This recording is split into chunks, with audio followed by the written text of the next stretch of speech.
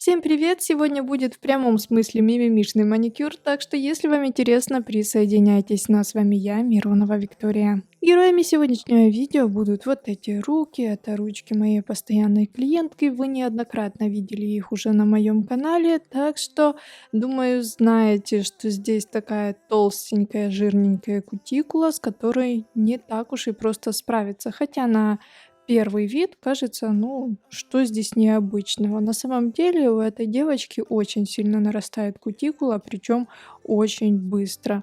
В таком состоянии она уже буквально на там 10-й день, и там прям есть что посрезать. Я стараюсь очень много ее не срезать, не вырезать, потому что, как вы все знаете, чем больше мы срезаем, чем больше вырезаем, тем скорее все обратно зарастает. Стараюсь сделать так, чтобы маникюр был чистый и чтобы ручки максимальное количество времени выглядели красиво. Обычно моя клиентка носит длинные миндалевидные ногти, мы постоянно их разрисовываем, но сейчас у нее начался ремонт, и она просит укорачивать ей ногти, чтобы просто случайно не сломать ногти под корень, и чтобы потом не было больно и обидно. Я всегда свободный край убираю с помощью фрезы, мне так делать удобнее, чем щипцами, и когда убираешь длину щипцами, есть такой маленький нюанс. Если там остался старый материал, а он в любом случае остается, потому что мы фрезой не снимаем полностью старый материал, оставляем хотя бы там 5-10%, чтобы не травмировать натуральный ноготь, то когда мы срезаем длину щипцами, есть возможность того, что база отскочит от натурального ногтя, и иногда так случается, что этот скол даже не будет видно. И мы сделаем маникюр, полностью сделаем новое покрытие, все красиво, а через несколько дней материал в том месте может отойти. И, ну, это будет не очень приятный сюрприз. Конечно, может такого и не быть, но я не люблю рисковать, поэтому я укорачиваю свободный край именно с помощью фрезы. Мне так удобнее, и таким образом я просто себя перестраховываю, чтобы не получался неприятный сюрприз. Пока я болтала, я уже успела придать ногтям форму, фрезой прочистить пазухи. Теперь я увлажнила кожу рук с помощью самой обычной воды и уже ножницами срезаю кутикулу. Ну а пока я срезаю кутикулу, вы не забудьте подписаться на мой канал, потому что здесь вы найдете очень много интересной и полезной информации. Ну и конечно, не забудьте нажать на колокольчик, чтобы просто не пропустить мои новые видео. Кусачками для кожи убираю всю лишнюю огрубевшую кожу и приступаю к покрытию. Но перед этим я, конечно, нанесла на ногти вспомогательные жидкости, а именно дегидратор. Он помогает освободить ноготь от лишней влаги, можно и так сказать. Дальше я наношу базу. Делаю это я в 2 слоя. Сейчас расскажу почему. Потому что на этих ручках база имеет свойство скручиваться и скатываться. Ты ее прокрашиваешь, а она сжимается и уходит от кожи. Просто как бы уплывает, и перекрыть красиво и ровно эти ногти довольно сложно. Поэтому я наношу базу в 2 этапа. Изначально наношу первый слой, тонкий, вжимающий. Он хорошо просыхает, а потом я уже по одному ногтю делаю выравнивание. Если я не наношу этот первый грунтующий слой, то тогда я вожусь на этих ручках с базой очень долго, и не факт, что выйдет сделать хорошее покрытие.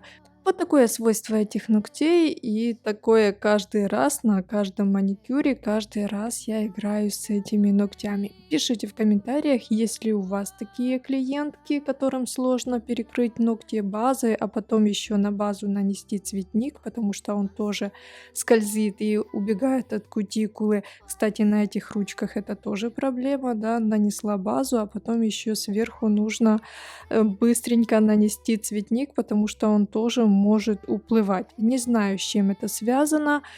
Перепробовала много разных вариантов и наносила огромное количество дегидратора и обезжиривала ногти, наносила и с праймером, и без праймера, и просила клиенток не увлажнять руки кремами перед маникюром и за день, и за два.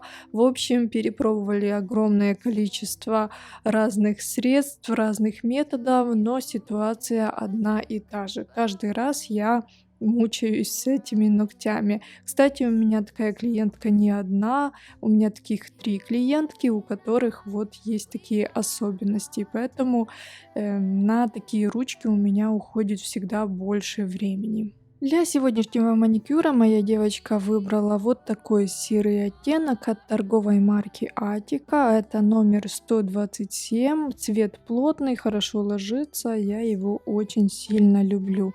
Как вы видите, его можно было нанести даже в один плотный слой, но, как вы знаете, я люблю наносить цветники именно в 2 слоя. База, 2 слоя цветника, и можно перекрывать ногти топом. Конечно, я буду делать еще дизайн, но чтобы моя клиентка спокойно себя чувствовала и могла уже лазить в телефоне, двигаться и делать все свои дела, которые она только хочет, я перед тем, как приступить к дизайну, наношу на все ногти топ, на те ногти, на которых не должно быть дизайна. Хорошо все высушиваю, а потом уже перехожу к самому дизайну. Итак, дизайн будем выполнять сегодня на большом пальце, и это будет очень мимимишный рисунок. Я думаю, что вам понравится. Для выполнения этого рисунка мне понадобилась черная гель-краска плотная, черный гель-лак, топ и белый гель-лак. В общем, все максимально просто.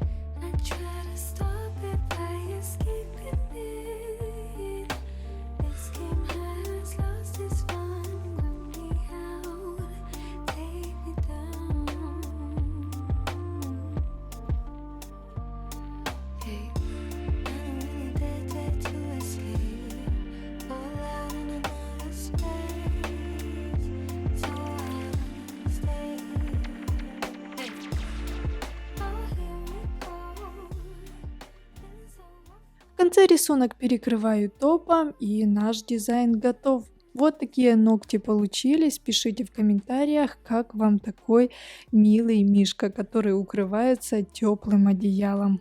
Сразу оговариваю о том, что дизайн не мой, придумывала не я, рисунок принесла моя девочка, и моей задачей было только все воплотить в жизнь. Ну а для всех тех, кого целое видео мучил вопрос, почему у меня такие длинные ногти и вообще как с ними можно работать, я отвечу в следующем моем видео.